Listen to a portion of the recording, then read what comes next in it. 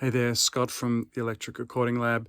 Just wanted to do a quick shoot through on some vocal mics that we would use typically in the studio, starting with the ubiquitous, it seems, Shure SM7b, touted, or the original version of this, the SM7, touted as the mic that Michael Jackson used to record vocals for the Thriller album. That's always the big claim, but used on many famous records and famous vocals. Used in other applications as well, finds itself getting used on drums and guitars. I use it on hi-hats often when I'm recording a drum kit. A dynamic mic, so lower sensitivity, means it reduces some of the room noise, so good for people who don't have a lot of vocal audio treatment in their rooms.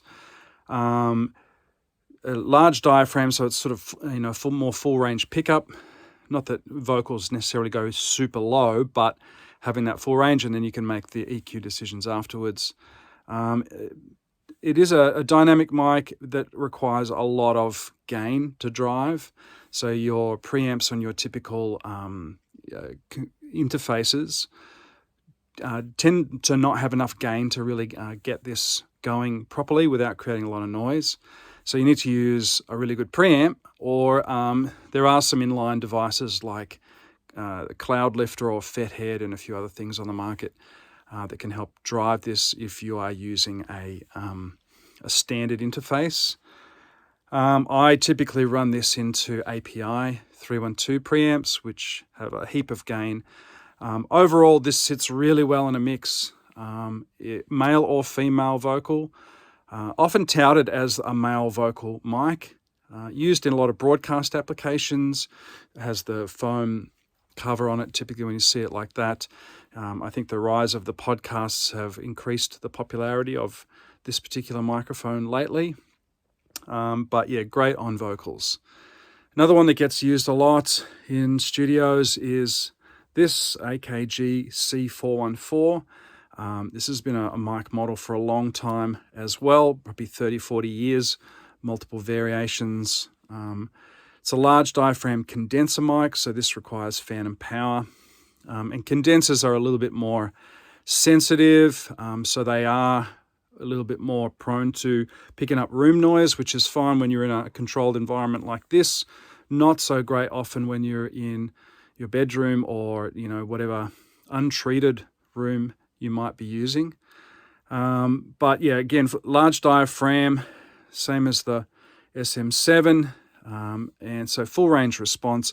This gets used on a lot of different things, often referred to as a workhorse mic, in that it gets used on, in a variety of applications, one of which is vocals. There's two main variants currently. There's the XLS, which is this one that I've got here, and the XL2. The difference between the two, the XLS has got a flatter high frequency response, meaning a more natural high frequency response, and the XL2 has got a bit of a boost in the high frequencies. I didn't enjoy the XL2 a great deal. I preferred the XLS, even on vocals. Just it's a bit more natural in that top end. I don't like that hyped high frequency stuff that can happen with some mics.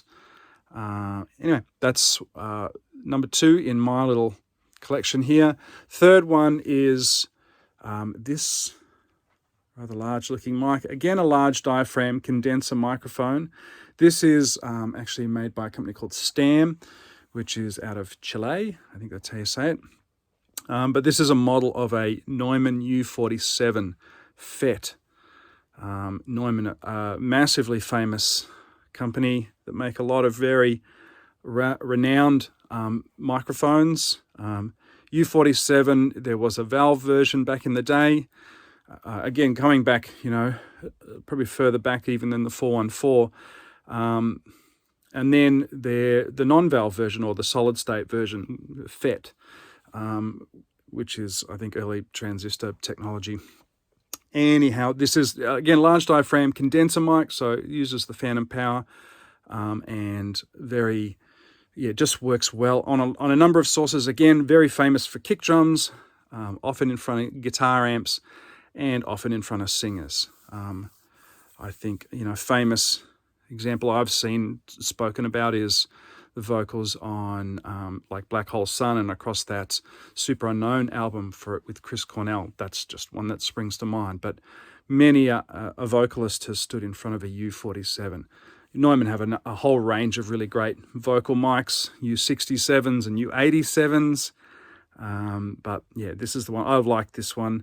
They've all got sort of different sonic signatures, and work well sometimes on different voices. And sometimes you'll go, well, I'm torn between three great options, and I've got other mics that we can use often as well. But SM7 is often the mic of choice. I don't know, it just sits perfectly in a mix. And this is great sometimes on female vocals particularly. And the U47, I don't know, I've tried this as well myself, and just the extra detail that you get from that condenser mic and the way that this sits in a mix. So yeah, sometimes we're spoiled for choice, and at the end of the day we just go, well, let's pick one. But sometimes one stands out, and what we'll do sometimes is line up 2 or 3 mics and we do a dummy run as we're doing a bit of a warm-up in a vocal session, verse, chorus, and we'll try it on a couple of different mics, and then sit there in the mix in context with the rest of the music and make a decision. And sometimes we'll just decide up front and go, let's just go with one of these mics, and we're usually right. I don't know, it works out most of the time. It's funny. Anyway, there's some choices that I have on offer here. If you're looking to do some vocal recording, hit me up. Or if you're looking in the market for a vocal mic, there's some thoughts. Cheers.